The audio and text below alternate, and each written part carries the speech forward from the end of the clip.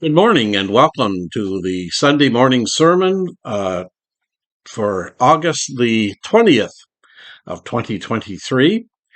And we have been looking at important questions that we need to answer in our Christian lives if we are to be faithful followers of Jesus Christ.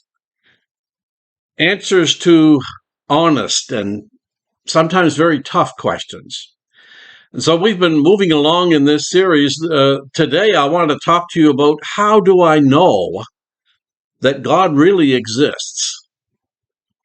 How do I know that God exists? In 1970, the Soviet cosmonaut Markov traveled into space, and when he came back from space, his words were, he said, "I have proved that God does not exist. I've gone to the heavens, and I did not see him." Well, that was hardly the last word on the subject. In his book, The God Delusion, Richard Dawkins claims belief in God is a mental illness.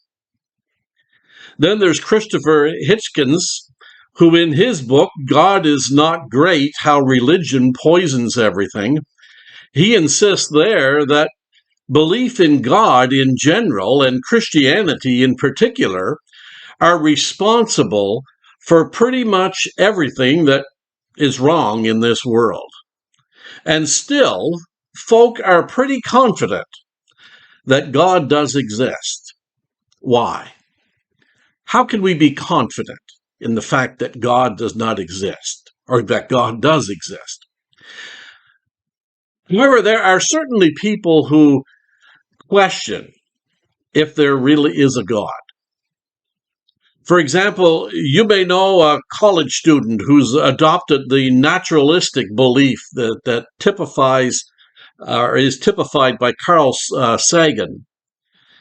Carl Sagan said, "The physical universe is all there is, all there ever has been, and all there ever will be." Or perhaps you know of a gal from across the street who was influenced by Eastern or New Age religion. Yes, she believes in God, but not like you and I believe in God. In her view, God is not a person, but rather he exists within each one of us. Her God is like the Force of Star Wars. She doesn't believe the God described in the scriptures, the God who created and rules the universe. She doesn't believe that he really exists. Or there may be a guy at work who is a rather confused agnostic, and he switches between, I don't know if there is a God, to we can't know if there is a God, to I don't want to know if there is a God. He probably realized that if God does exist, it's going to cramp his pleasure-seeking lifestyle. So he doesn't really want to know for sure. Friends, this is another sermon in our series, Important Questions, honest answers to very sometimes difficult questions. And our important question today is, how do I know that God really does exist? I have two goals as we explore this particular topic. First, I want to help us do a better job of encouraging our friends and our family members and other people around us to turn to Jesus Christ and embrace him as Lord and Savior. The Bible's very clear that to do that, we need to be focused upon that particular job that God has given to us. Last week we talked about our need to be able to explain our faith to others. 1 Peter chapter 3, verse 15, it says there, "But in your hearts set apart Christ as Lord. Always be ready to give an answer to anyone who asks you to give a reason for the hope that you have. But do this with gentleness and with respect." Friends, to talk to someone about Jesus being the Son of God, or tell them that the Bible is the Word of God, or to say to someone, God loves you and has a wonderful plan for your life, to say those things is pretty meaningless if that individual does not believe in God. Although some folk may consider themselves to be, quote, Christian atheists, that is total nonsense. I read about one church recently in Washington, D.C., where people who don't believe in God come together because they enjoy organ music. They enjoy the candles and the smell of the incense. And yet belief in God is the foundation of the Christian faith. And a person who can't believe or a person can't become a Christian if he or she does not believe in God. My second goal is that your faith or your confidence that the God of the Bible really exists will be strengthened. There's nothing more devastating for a Christian than when he or she starts to wonder if there really is a God. Do Christians actually have doubts like that? They sure do. Though that thought may have never entered your mind, there is no guarantee that it won't enter your mind sometime in the future. Francis Schaeffer had served as a pastor, a wonderful missionary for 10 years when he found himself struggling with that particular doubt. Does my ministry have any value? Can the Bible be trusted? Does God even exist? So, folk, my desire today is that the Lord would give us a renewed certainty that, yes, the God described in the scriptures, what Schaeffer called the infinite and personal God, really does exist. And I hope that that confidence will strengthen your faith and will enable you to better help others to turn to the Lord.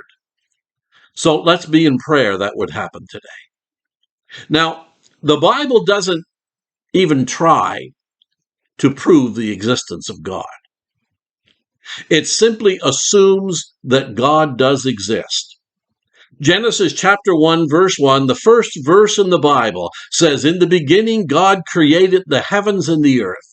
And yet, this doesn't mean God expects all people to just assume his existence.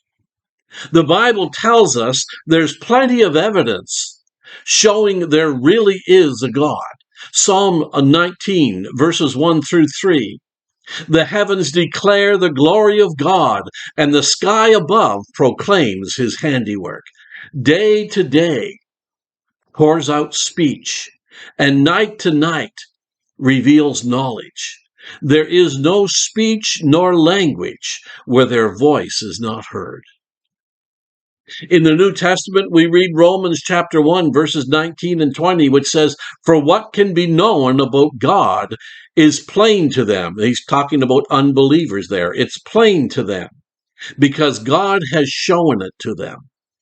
For his invisible attributes, namely his eternal power and divine nature, have been clearly perceived ever since the creation of the world in the things that have been made. So they are without excuse, he says. What is the evidence for God's existence? What is the evidence that these verses are talking about?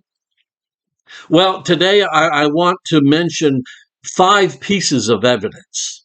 Some will probably seem more clear to you or more compelling to you than others will. So focus on the ones that make the most sense to you. Or if you're connected with a friend, concentrate on the ones that will probably make the most sense to that individual. The first piece of evidence we'll say Exhibit A, is the fact that we live in a universe that we inhabit, and we see there the presence of God. Let's say I'm down at Black Rock Beach this afternoon and I come across a watch on the beach, something like this watch. I find it right there on the shore. I pick it up and I say, wow, look what I just found. Isn't this great? It's a watch, and look, it really works. It's got the time on it and everything, and it's showing the correct time. It really works. Boy, that's something, isn't it? See how this watch evolved over the millions of years? And, well, one thing led to another, and boom, a watch magically came together. All of its parts started working together in harmony to become a watch. Would you believe that to be true? I don't think you would. Of course not. You'd be calling 911, saying, send an ambulance out here. Poor Pastor Hannem, he's lost his marbles. He needs medical attention. He's been in the sun and the heat too long. Better get him to a doctor. Because that is not how watches are made. The parts of a watch just did not somehow magically come together. That doesn't make sense. The existence of the smooth working parts of the watch, they are a testimony to us that there must have been at some point a watchmaker who worked to cause the parts of that watch to work together in harmony. Well, friend, it's the same with this universe, this world in which we live. Look at nature and just realize how it all works together in harmony. Think of the human body and how all the parts work together. Can you believe that all of this just magically somehow came together to work in perfect harmony by accident? Isn't it more reasonable that what caused the universe to come together and to work together in harmony is not some accident, but that at some point there was a creator who caused the creation of these things? The atheistic view of the origin of the world is essentially this. It says, in the beginning, there was nothing. And then, for no reason at all, that nothing became something. Then this something, which has no living matter, somehow became a living organism. Friends, I don't know how that can be called a scientific view of creation. It takes a great deal of faith to believe matter and energy are eternal, have always been, and are their own cause. Nothing else caused those things. They are their own cause. I think this idea is much less plausible than the biblical teaching that God is the eternal creator. And he is the cause of everything that exists. When you consider the design of the universe, whether it's the planets revolving around the sun without colliding into each other, or the marvelous complexity of the human eye, it's difficult to believe that the universe doesn't have an intelligent designer. Even the atheist Rich Dawkins, he admits that the universe gives every appearance of being designed, though he insists that that's not the case. Yet that's the world in which we live. The world in which we live could no more have occurred by chance than a tornado would pick up a bunch of scrap metal and turn it into a computer. That's basically what it's saying. One scientist says the chance of the universe as we know it occurring by mere chance is less than a chimpanzee sitting at a keyboard, hitting the keys randomly and producing an exact copy of Charles Dickens' A Tale of Two Cities. He says that's the chance of that happening. Friends, the universe in which we live could not have come about by chance. It's very reasonable that the God of the Bible is its creator, its cause, its designer. Well, let's move on. Exhibit B. Exhibit B is the reality of right and wrong. There are many people in what is called who believe in what is called moral relativism, where everyone gets to make up his or her own rules of what is right and what is wrong. Lots of people believe and live by that standard. I think most people realize it's not supposed to be that way. If you're standing in the line at Walmart, a long lineup, and there's 20 people ahead of you at the checkout, and somebody walks up and cuts in front of you in line, something inside you says that's not right. So you ask, hey, what are you doing? And they respond, well, my moral code allows me to cut in line, and if you don't like it, tough. There may be nothing you can do about that situation, especially if that person is bigger than you are. But inside, you still know it is unjust. It is a wrong situation. When we see film clips of millions of people that Hitler murdered, something tells us that's not right. That is wrong. It doesn't matter that Hitler thought it was okay. It doesn't matter that many of the people that followed him approved of what he was doing. It doesn't matter that what our cultural background is. We know it's wrong to murder. That's what the Apostle Paul means in Romans chapter 2, verse 15, when he tells us that people who have never seen a Bible still have God's law written on their hearts. Friends, why is it wrong to cut in line? Why is it wrong to murder a person? Because there's a moral law that has been established by God. If there is no God, there can be no absolute moral law which prohibits cutting in line, which prohibits murder. As the Russian novelist Dostoevsky said, he said, if there is no God, everything is permissible. In his book, Mere Christianity, C.S. Lewis made this point. He made it so well.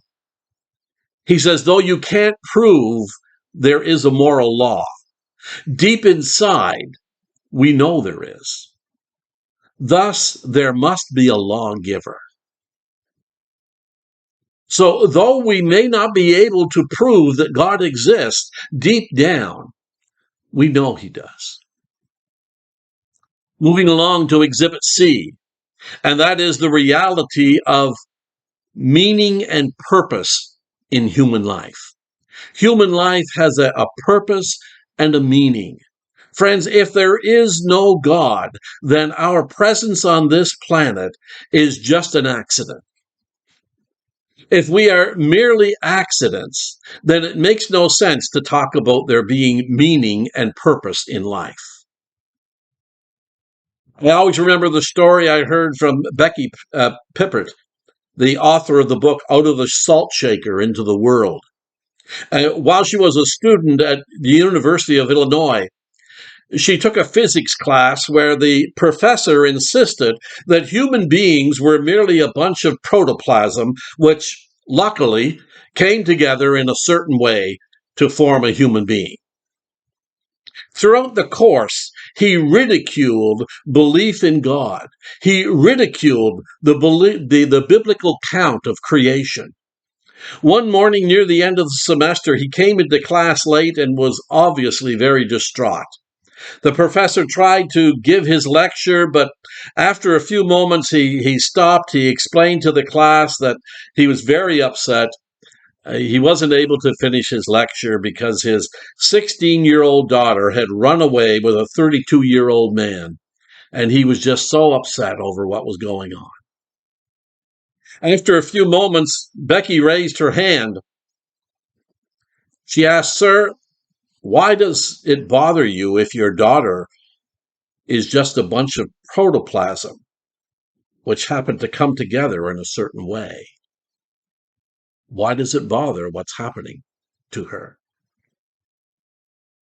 The professor quietly replied, "You're right, Becky. I can tell you my daughter is mere protoplasm. But deep inside, I know that's not the case." Friends, I believe most people know the same thing. We know that human beings are more than just a bunch of cells or protoplasm that came together. We know that we are more than the animals. We're the highest rung of the evolutionary ladder. We may not be able to prove it, but we know there is something special about human beings. And friends, this specialness can only be adequately explained by the fact that there really is a God who, as Genesis chapter 1, verse 26 teaches, created man and woman in his image. Exhibit D. Does God exist? Exhibit D is the testimony of those who claim to have personally experienced God. Let's pretend I want to know if a woman by the name of Mary Lowry, does she really exist? Though I've heard about Mary, I've never met her. I've never seen her. 10 different people, however, have told me, yes, they know Mary. Well, that's a pretty good indication there really is such a person, Mary Lowry. Friends, there are literally millions of people alive today, including some of you who are listening to this sermon today, as well as countless millions throughout the centuries, who say, yes, I have met God. I have experienced a personal relationship with him. Friends, you can't simply ignore the testimony of that many people, no matter how strange it may seem. Frankly, the efforts of some psychologists to try to logically explain away religious experiences seem far more incredible than the claims of the people who have had encounters with God. But wait a minute, some of you are thinking, well, none of these people have actually seen God, have they? Well, let's take a look at Exhibit E. There are people who have physically met God. They've seen, they've touched, they've talked with him. We might call it a close encounter of the third kind with God. Now, this is not a story from National Enquirer or the Weekly World News, the now defunct tabloid, which used to carry all kinds of crazy stories with pictures of people meeting space aliens and things like that. This encounter between God and human beings occurred for a 30-year period of time. When Jesus of Nazareth, Jesus Christ, lived on this planet. Listen for a moment to the remarkable conversation. In John 14, verses 7 through 9, Jesus said, "If you had known me, you would have known my Father also. From now on, you do know him and have seen him." Philip said to him, "Lord, show us the Father, and it is enough for us." Jesus said to him, "Have I been with you so long, and you still do not know me, Philip? Whoever has seen me has seen the Father. How can you say, 'Show us the Father'?" Some might say, well, so what? Jesus said he was God. There are lots of people in psych wards today who claim to be God as well. That's true. The mere fact Jesus claimed to be God doesn't mean much, but when we look at Jesus' life, at the things he said, the things he did, it becomes very difficult to dismiss him as a lunatic or as a fraud attempting to deceive people. When you consider all the evidence, including the scores of people who claimed Jesus actually rose from the dead, it's certainly a very reasonable conclusion that Jesus is who he claimed to be, the eternal Son of God. You can't dismiss the idea that the God of the Bible really exists unless you're willing to say that Jesus was a lunatic or a colossal liar. Folks, there are other evidence that we could look at as well. Professor Peter Kepf, he says that the music of J.S. Bach is proof that God exists. My point is that as we look at the world around us, as we look at history and look at our own experience, and the evidence for God is very strong. I think if one considers it in an unbiased way, the evidence proves beyond reasonable doubt that the God of the Bible, the infinite yet personal God, really exists. But of course, that's the problem. The problem is people don't consider the evidence in an unbiased way. Romans chapter 1, verse 18, we read that people suppress the truth. 2 Corinthians 4 and verse 4 tells us that people's eyes are blinded by the evil one. 1 Corinthians 2:14, the Apostle Paul says, the natural person, someone who's not a Christian, does not accept the things of the Spirit, for they are folly to him, and he is not able to understand them because they are spiritually discerned. Thus, we as human beings are incapable of viewing the evidence clearly. And that's why, though it is very reasonable to believe in God, faith is still an essential part of this. Reason alone is not enough. John Calvin said that faith is a pair of spectacles or eyeglasses. Without the glasses of faith, we look at spiritual things and everything seems blurry. It doesn't make sense. When God bestows the gift of faith, the glasses of faith, things start to become clear. That's why for those who are Christians, who have been regenerated by God's Spirit, it seems obvious that there's a God. We have the glasses that enable us to see clearly. But for those who are not Christians, for those without those glasses of faith, things probably, well, they definitely do look very fuzzy. However, in our discussions with people who are not believers, we can point to the evidence that God has given us, has given for his own existence. The people with whom we speak may not be able to see the evidence clearly, but they can still recognize that belief in God's existence is not unreasonable. They should be able to see that believing in God is not like believing in the Easter Bunny or the Tooth Fairy or aliens coming from outer space or Elvis still being alive. As we talk with friends and family members who are not Christians, we need to pray that God would give them faith. Give them those glasses of faith so that they would be able to see the truth and embrace the Lord as the true and living God. Friends, maybe some people are still not sure there really is a God. I would challenge them to consider the evidence.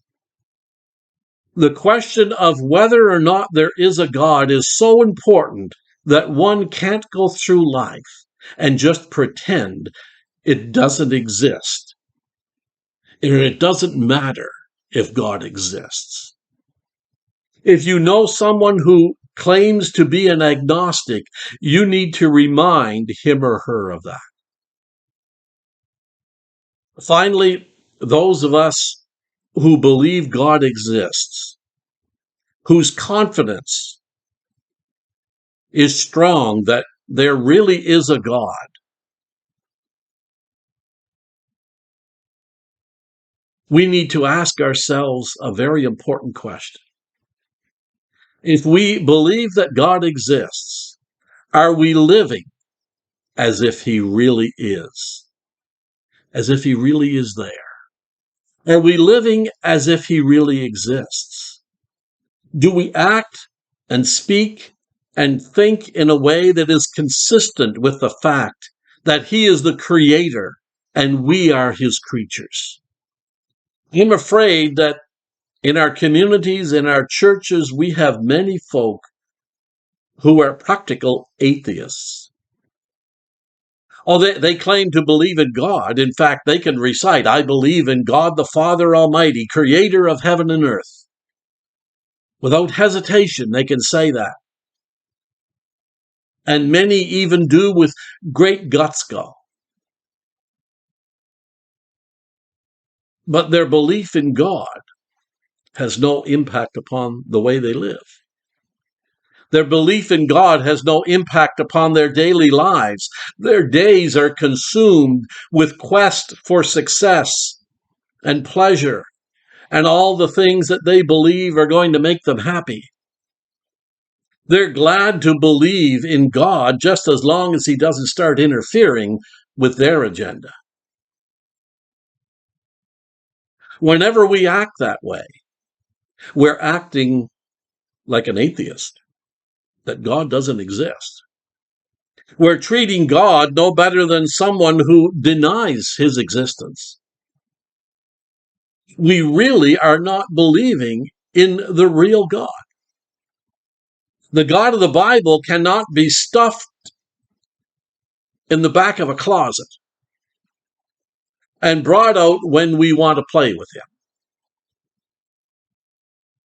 The real God, the infinite personal God, is always with us and needs to be a part of every aspect of our lives. Believing and knowing God should make all the difference in the world as to how we live our daily lives. By his grace, may our lives reflect our belief in the real God, both today and every day ahead. God bless. Have a wonderful day. Join with us during the week for our short devotionals, and until we meet again, let's continue to exchange prayers daily. God bless.